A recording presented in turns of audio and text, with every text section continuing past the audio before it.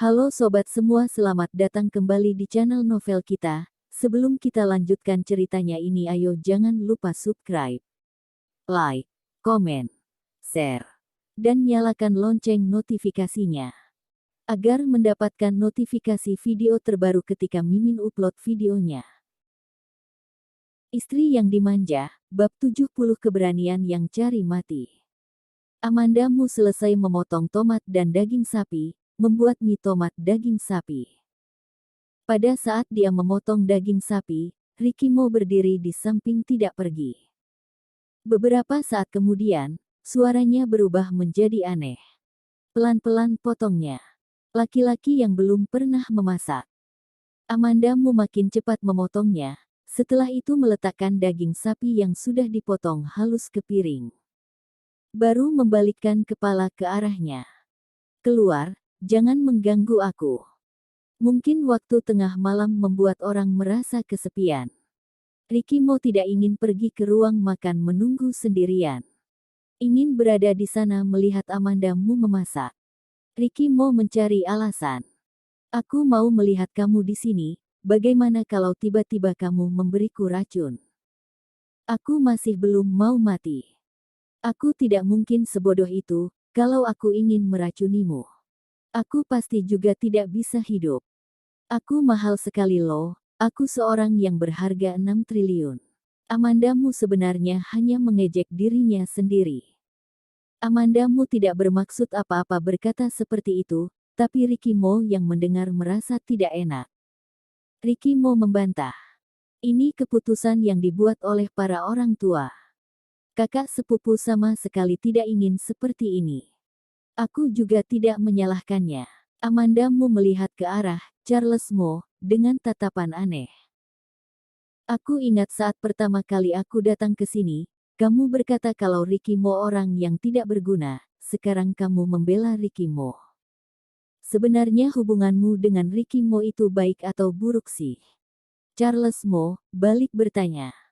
Menurutmu? Hehe. Aku merasa kamu orang gila yang tak tahu malu. Tapi perkataan ini hanya berani Amanda Mu ungkapkan dalam hati saja. Dengan cepat, Amanda Mu meletakkan 2 mangkuk mie itu ke atas meja. Mungkin karena tengah malam sangat sunyi. Mereka berdua makan sambil berbicara santai. Tetapi sebagian besar Amanda Mu yang berbicara, yang Amanda Mu tanyakan juga kebanyakan berhubungan dengan Ricky Mo. Charles Mo hanya menjawab, iya, bukan, tidak tahu, mungkin dan kata sejenisnya. Hal ini membuat Amanda Mu curiga.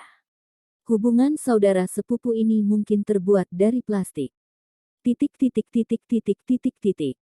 Keesokan harinya, Amanda Mu bangun kesiangan. Dengan secepat kilat mandi lalu berganti pakaian, langsung berlari keluar kamar.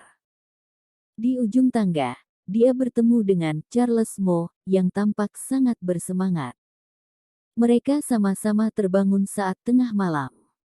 Kenapa dia yang bangun kesiangan masih merasa sangat lesu, laki-laki ini malah terlihat sangat bersemangat. Amanda Mu kembali mempertanyakan, apa tubuh laki-laki ini terbuat dari besi? Ricky Mo melihatnya yang terlihat lesu, mengerutkan dahinya. Tidak tidur nyenyak. Amanda Mu merasa dia sedang pamer. Amanda Mu menundukkan kepala melihat jam, berkata, aku hampir terlambat, hari ini tidak buat sarapan, setelah itu langsung buru-buru berlari ke bawah. Ricky Mo segera menyusul, menarik kerah bajunya. Aku antar. Amanda Mu tidak ingin diantar, tapi kalau naik angkutan pasti akan macet, mungkin akan benar-benar terlambat. Akhirnya, Charles Mo juga tidak mengantar Amanda Mu ke kantor, karena ada yang menelepon, memanggilnya. Sebelum dia pergi, dia menyuruh bodyguard untuk mengantar Amanda Mu ke kantor. Ricky Mo pergi ke sebuah kedai teh yang sangat mewah. Santo menunggunya di depan pintu, saat melihat dia datang, dengan sangat sopan berkata, Tuan muda, Tuan sudah di dalam menunggu.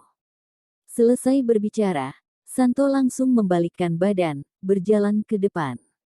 Di dalam ruangan, Herman Mo duduk di depan secangkir teh, wajahnya tenang seperti air.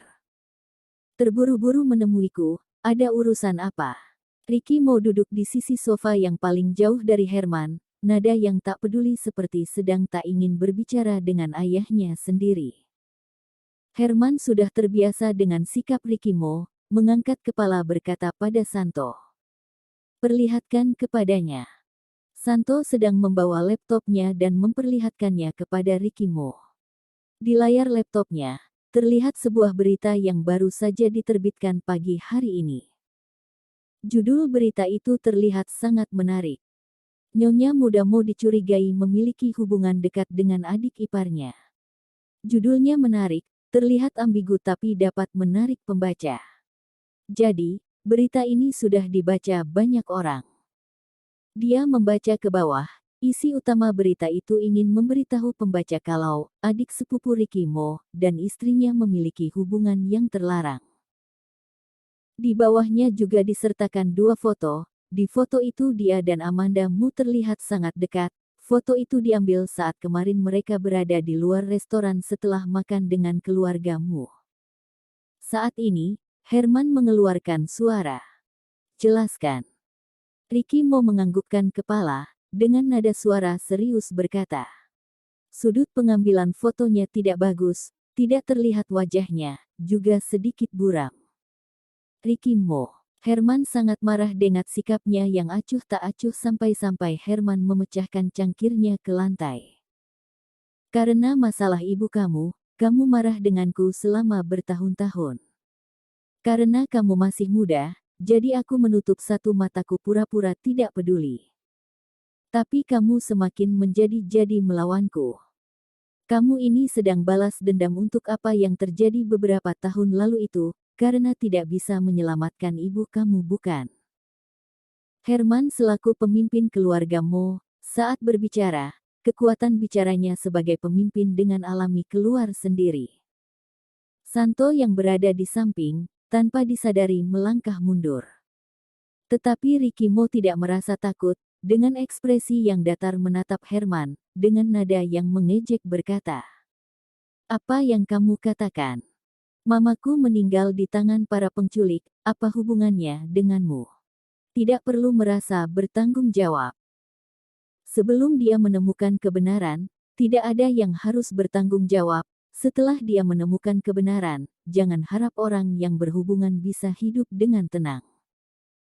Herman mendengar ucapannya ini, mengangkat kepala, menatap anak yang ada di hadapannya ini. Karena masalah ibu Ricky Mo, sudah bertahun-tahun lamanya hubungan mereka, ayah dan anak tidak baik. Setiap kali bertemu, selalu terasa aura yang mencekam di antara mereka. Ricky Mo, aku sudah tua. Setelah ini perusahaan Mo yang besar ini. Kamu yang akan mengambil alih. Kita harus berdamai. Aku pernah menemui Amanda Mu. Anak itu anak yang baik hati. Kalau kamu benar-benar tidak ingin bersama dengannya, tunggu setelah kamu mengambil alih perusahaan Mo, kamu juga boleh cerai atau mencari wanita lain untuk menikah denganmu. Keluarga Mo merupakan keluarga yang sangat besar.